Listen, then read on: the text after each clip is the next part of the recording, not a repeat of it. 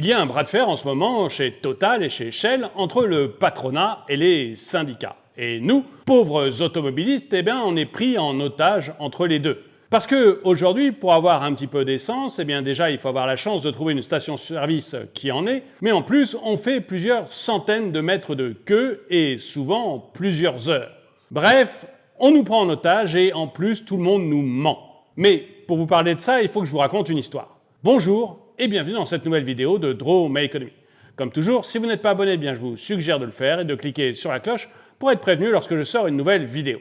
Il y a donc en ce moment une pénurie de carburant due principalement à une bataille entre syndicats et patronat chez Total et chez Shell.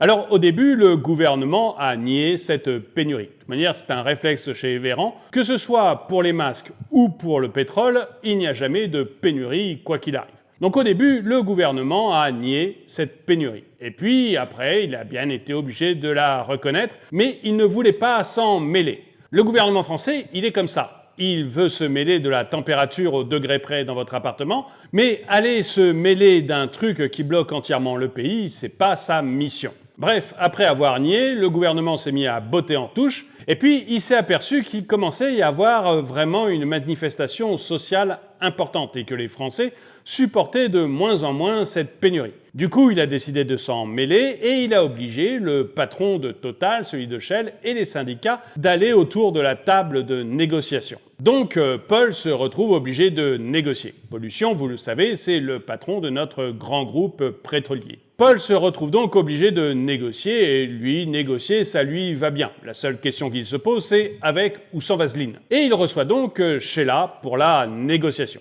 Chez la lutte finale, c'est la représentante du grand syndicat de cette compagnie pétrolière. Les demandes de Sheila, elles sont assez importantes. D'abord, elle demande une augmentation générale de 10% des salaires. Et quelque part, on la comprend, parce qu'après tout, l'inflation, surtout sur la nourriture, est assez proche de 10%. Du coup, elle veut conserver le pouvoir d'achat de ses salariés. Et après tout, c'est bien son rôle de les défendre. Paul, jusqu'ici, il avait déjà accepté une petite augmentation de salaire, enfin petite, 3,5%, ce qui est déjà assez important. Et il ne voulait pas renégocier avant janvier. Du coup, accepter d'un coup 10%, c'est assez élevé. Surtout que Sheila ne s'arrête pas là, elle demande le paiement des jours de grève et une prime pour reprendre le travail. Quand les bornes sont dépassées, il n'y a plus de limite. Bref, Paul reçoit Sheila et il commence par une bonne nouvelle. Les congés payés resteront payés. Petite vénarde. Mais devant la moue que fait Sheila, Paul décide de jouer franc jeu. Il lui fait remarquer que déjà en janvier, il y a eu une augmentation de 3,5% et un intéressement qui a été gigantesque. Les salariés de son entreprise ont touché en moyenne un petit peu plus de 9 000 € de prime d'intéressement.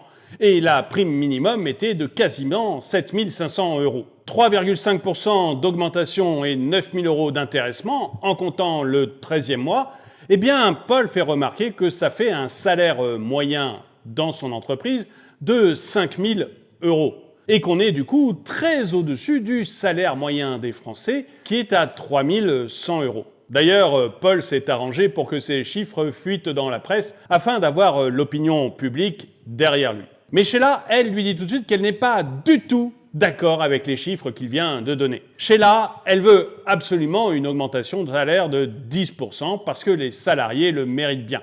Et elle est venue aussi avec ces chiffres. Sheila dit que l'opérateur moyen dans les raffineries, il gagne 3 000 € par mois et pas du tout les 5 000 que lui dit Paul. Alors Paul, un peu intrigué, vérifie. C'est vrai, sauf que Sheila n'est pas tout à fait honnête dans ce qu'elle dit. En fait, elle a tendance à mettre en avant juste le salaire sur 12 mois, en oubliant qu'il y a un 13e mois. Et puis, elle indique aussi un salaire sans les primes de pénibilité ou de quart, qui sont très fréquents dans ce métier. Bref, Paul voit bien que Sheila essaye de l'entortiller avec des chiffres qui sont pas tout à fait exacts. Parce que si on compte pas l'intéressement et la participation, si on ne compte pas les primes et si on ne compte pas le 13e mois, effectivement, le salaire à l'embauche dans les raffineries est plutôt faible. En tout cas, tout à fait comparable à ceux qu'on a dans d'autres métiers. Et Paul lui fait remarquer, comme il lui fait remarquer que dans ces chiffres, elle compte les CDD et les intérims, ce qui évidemment fausse complètement la réalité. Donc Paul n'est pas très content de ce début de conversation avec Sheila. Il aimerait bien que l'on parte sur des chiffres honnêtes, ou en tout cas des chiffres qu'il aurait lui-même trafiqués. Sheila lui fait alors remarquer que peu importe les chiffres, son entreprise a fait des super bénéfices. Alors là, je coupe un peu l'histoire pour vous donner mon impression sur les super bénéfices. Et vous me direz dans les commentaires ce que vous en pensez. Si on prend l'ensemble des bénéfices du CAC 40 sur les 9 premiers mois de l'année, on obtient 70 milliards d'euros. Vous me direz, super bénéfice. Mais moi, je vais vous prendre juste les bénéfices d'Apple, une seule entreprise américaine, 75 milliards d'euros. C'est-à-dire qu'on a une entreprise américaine qui fait autant de bénéfices que toutes les entreprises du CAC 40. Et nous, en France, on appelle ça des super bénéfices du CAC 40. Et Apple n'est vraiment pas la seule. C'est pas l'unique que j'aurais prise comme ça aux États-Unis. Microsoft a des chiffres tout à fait comparables à ceux d'Apple. Bref, on est très très loin de la concurrence internationale. Parenthèse fermée, n'hésitez pas à me le dire ce que vous en pensez dans les commentaires. Donc, chez la lutte finale, dit à Paul que c'est normal qu'il soit augmenté parce qu'après tout, ils ont fait des super bénéfices et que les actionnaires, eux, vont toucher un dividende exceptionnel. Et là, Paul lui répond que les salariés devraient être contents parce que les premiers actionnaires de sa grande entreprise, ce sont les salariés, avant le fonds d'investissement BlackRock. Donc les super bénéfices qui vont être redistribués en dividendes, ils vont aller en premier aux salariés qui sont actionnaires de la grande entreprise. Mais Sheila ne démord pas de ses revendications. Elle veut 10% d'augmentation, 2, une prime pour reprendre le travail et 3, le paiement des jours de grève. En plus du paiement des jours fériés, finalement, elle veut le paiement des jours furieux. Et je vais vous dire ce que j'en pense. Qu'il y ait des contestations à l'intérieur d'une entreprise et que les salariés demandent des augmentations de salaire via leur syndicat, je trouve ça parfaitement légitime si l'entreprise va bien.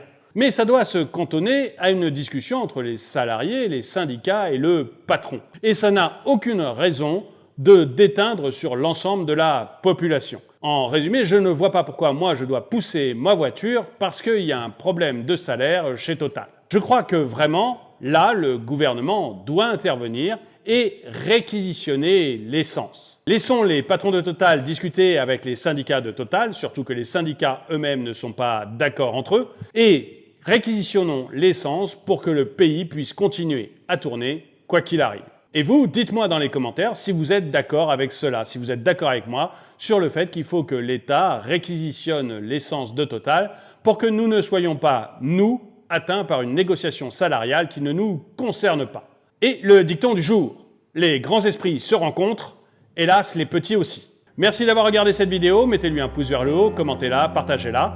Merci à tous ceux qui soutiennent la chaîne et je vous dis à très bientôt.